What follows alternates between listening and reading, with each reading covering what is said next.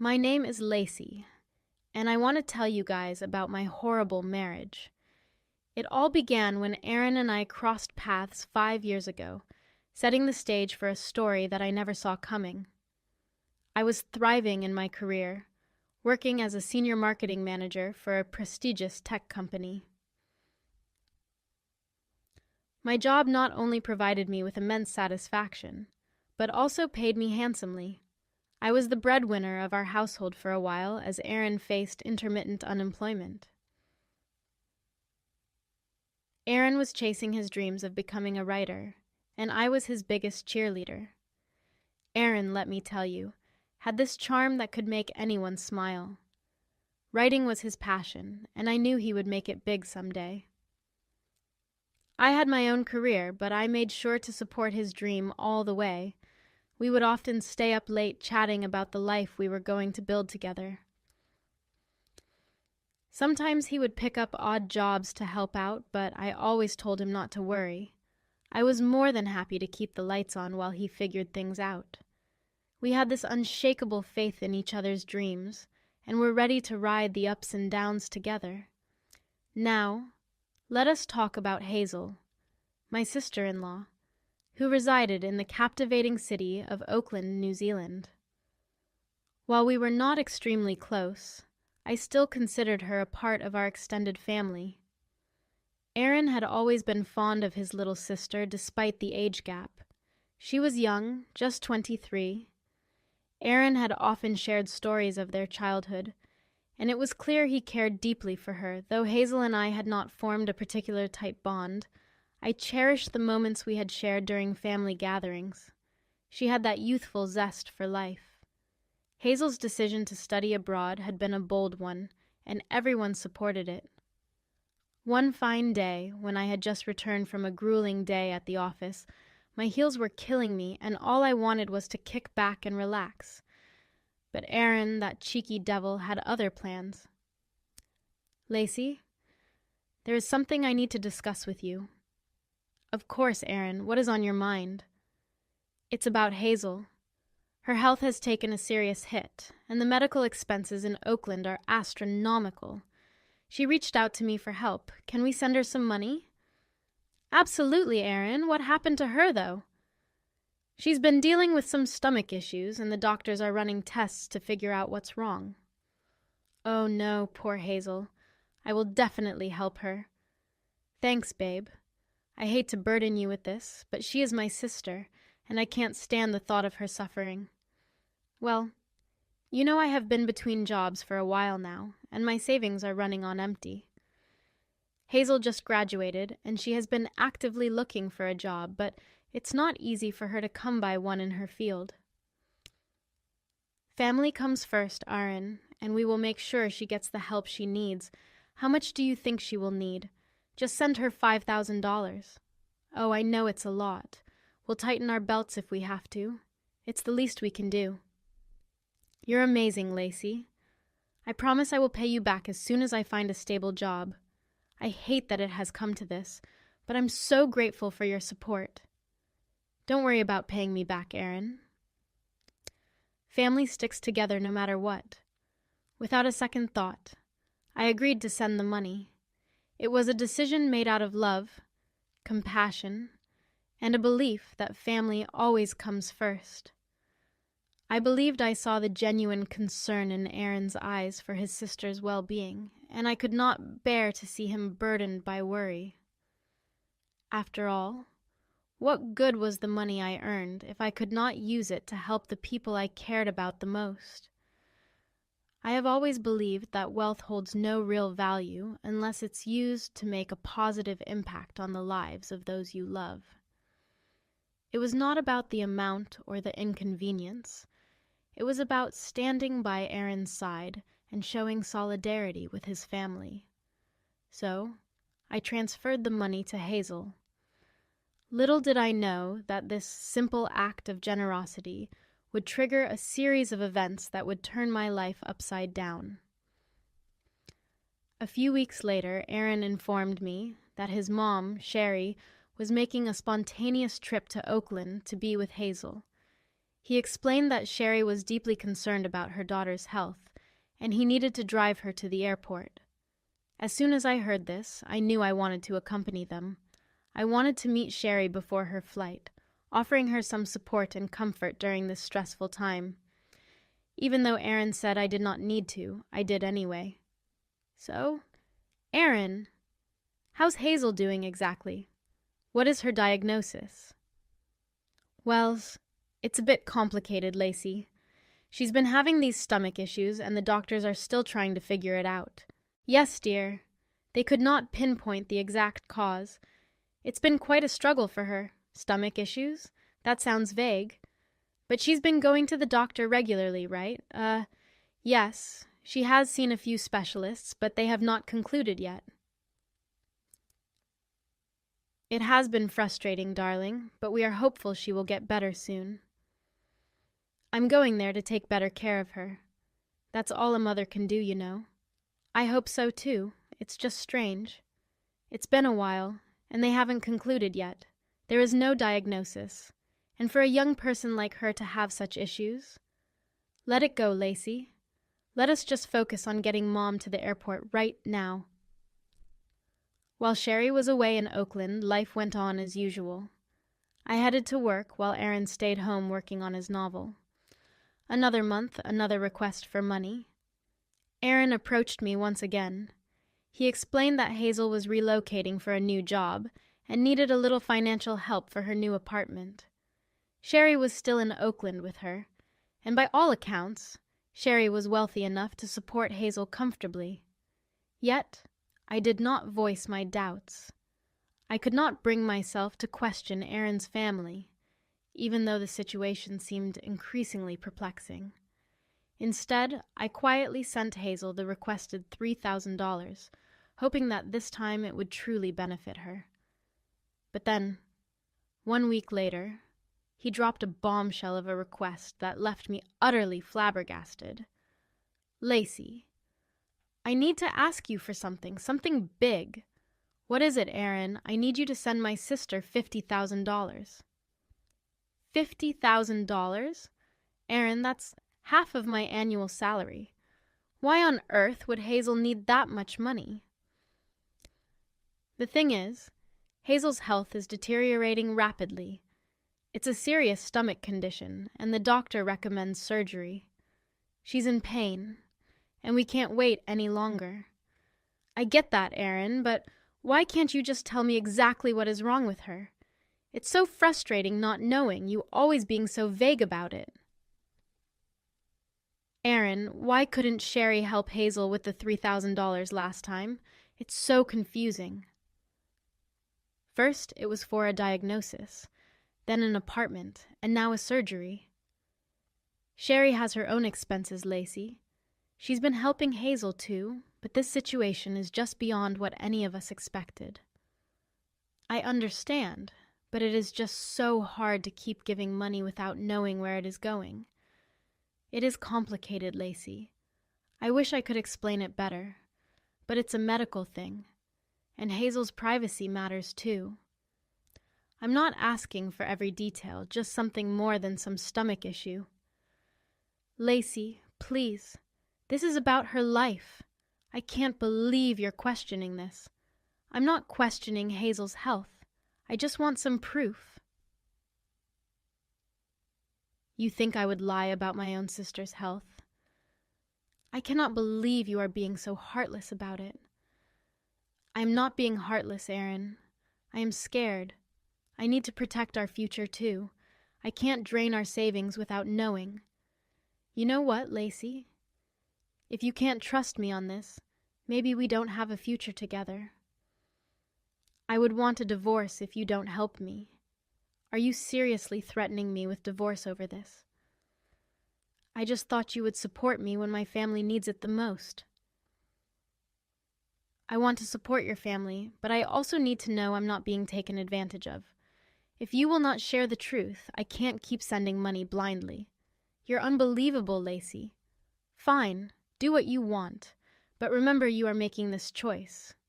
Do not go around telling everyone that I left you when it's completely your fault. I plopped down on the couch, feeling the weight of Aaron's request pressing on me. Thoughts swelled in my head like a blender on high speed. I mean, seriously, why all the secrecy? First, it was for Hazel's diagnosis, then an apartment, and now it is some kind of surgery. It just did not add up. I sat there wrestling with my thoughts. On one hand, there was my undying love for Aaron. I did not want to see him hurt or upset, and of course, family always came first for me. But on the other hand, something just did not feel right. I needed some proof, some clarity, but all I got was vague explanations. In the end, my love for Aaron and my sense of family loyalty won out. I made the payment to Hazel. She texted me with a thank you text. As the sun rose in the morning, I broke the news to Aaron. I'm sorry for doubting you, Aaron. I transferred the money to Hazel. You did, Lacey. You are the best. I'm sorry for last night. The divorce thing just came out of my mouth. I did not really mean it. No matter how hard I tried to play along, something just did not sit right. Even after sending Hazel the money, I could not shake the feeling that there was more to the story than met the eye. Aaron had threatened me with divorce the previous night, but once I sent the money, he transformed back into Mr. Charming. I could not ignore it. Why all the secrecy about Hazel's health? Why wasn't Cher stepping up to help her own daughter when she was struggling? I loved Aaron and his family, but these nagging questions would not leave me alone. In an attempt to clear my head, I decided to meet up with Imani, my best friend. Imani and I chose the cozy cafe we always met at, our haven for heart-to-heart talks. I needed that comforting ambiance more than ever to ease my troubled mind. So, did I miss anything exciting at that dinner party you mentioned last night? I asked. Oh, you missed out. It was a blast. Jenny wore this stunning red dress that would make anyone jealous. You know, the usual stuff, food, gossip, and a lot of dancing. Typical Jenny, always making an entrance. Why weren't you there, by the way? Actually, that's what I wanted to talk to you about. Aaron and I kind of had this fight. No way, Lacey. What's going on? Well, you know my sister-in-law Hazel in New Zealand, right? She's been asking for money, claiming it's for her health issues. Yeah, I remember seeing her at your wedding. She was a baby then. What's her deal? It's just something feels off. I sent her some money before, but now Aaron's asking me to send a huge chunk of my salary, and he threatened to divorce me if I didn't. Oh, wait. That does not sound right. That was a shitty move on Aaron's part. Did you try talking to Hazel directly? I did leave her a few texts, but she was so vague about it, just thanking me for the money and stuff. I don't know much about her anyway. You know, sometimes people spill more on social media than they intend to. Have you checked Hazel's profiles? What is she up to? Hazel is not exactly on Facebook or Instagram. She's always been quite private. It's just strange for a 23-year-old not to have any social media presence. Let me put my stalking skills to some use. Sure. I took a quick break to grab the blueberry muffins and coffee that we ordered from the counter, hoping to ease the tension. When I returned, Imani's face looked like she had seen a ghost. I leaned in and couldn't help but ask, "What's got you looking so shocked?" "Isn't this Hazel?" "Oh, there she is. Strange how I couldn't find her on Instagram." "Well, maybe she blocked you." "Why would she do that? Take a look at her account." "You're not going to like what you see." I started scrolling through Hazel's Instagram. Imani, you will not believe this. Hazel is at a Dua Lipa concert, and this was just a week ago. What on earth is going on? Not to mention how expensive those front row tickets would be. My heart sank as I scrolled through Hazel's Instagram profile. There she was, living a life that seemed far from the struggles Aaron had described. Fancy restaurants, designer bags and clothes, trips to Europe, photos with internet personalities. Nothing about her life appeared to match the dire situation Aaron had painted. The final blow came when I opened her Instagram story showing Hazel having a luxurious lunch with Cher at what seemed to be an upscale restaurant just 4 hours ago. Her follower count stood at around 20,000, a number that would make her a budding Instagram influencer. How could someone with a substantial online presence, who seemed to enjoy a life of luxury and hobnobbed with internet personalities, be in dire financial straits as Aaron had claimed? Girl, she's flaunting a Gucci bag and your husband claims she's broke. You definitely need to have a serious talk with Aaron. You're right, Imani. I need to go. See you later. I dashed back home, my head swirling with thoughts, but Aaron was nowhere in sight. I couldn't sit still, so I restlessly paced the living room, my heart racing. Finally, Aaron walked through the door. Hey, baby. How was your day with Imani? You're home early. It was very educational. I learned about a lot of things today. That's different. I just went for a walk to hit my daily step goal. Nice. You seem upset. Is everything all right with Imani? Oh, come on, Aaron. Did you know about this or not? Know about what? I pulled out the screenshots of Hazel's photos that Imani had sent me. Aaron's face turned pale as he gazed at the screenshots. I could see the regret in his eyes. Where did you find these? It doesn't matter where I found them. The question is, did you know? Look me in the eyes and admit you've been keeping things from me. Aaron nodded reluctantly. Yes, I have. Why in the world would you lie about something like this? And where did all the money I worked hard for go? It's a complicated situation. I'm not accepting that as an answer. You better start talking. Well, Hazel needed money because she didn't finish college. She dropped out. What? And who was going to tell me that? You said she graduated. Yeah, I never told you. I lied.